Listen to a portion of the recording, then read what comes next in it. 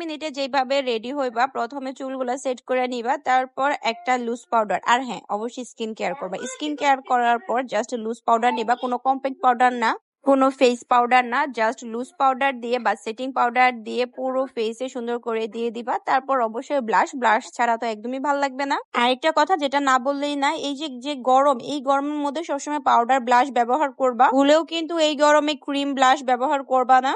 চাইলে হাইলাইটার দিতে পারো, যেহেতু গরম এর জন্য আমি হাইলাইটারটা স্কিপ করছি। এখন জাস্ট তোমার আইব্রোটা সেট করে নিবা। ও আরেক কথা, এটা দেখাইতে ভুলে গেছিলাম, চোখের উপরে ব্লাশটা দিয়ে দিবা। যেই ব্লাশ গালে দিচ্ছ ওইটাই জাস্ট চোখের উপরে দিয়ে দিবা। যেহেতু আমি চশমা ছাড়া চোখে দেখি না, আজকে কোনো লেন্স পরবো না, তাই চশমাটা পরে এখন আমার পছন্দের লিপস্টিকটা দিয়ে দিতেছি।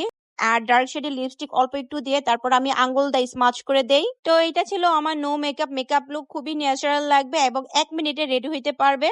তো এমন সিম্পল মেকআপ করে কে কে বের হও আমার মতো, একটু কমেন্ট করে জানাবা। আমি বেশিরভাগ সময় এভাবেই বের হই। তো এখনকার মতো বিদায় নেই, আল্লাহ হাফেজ।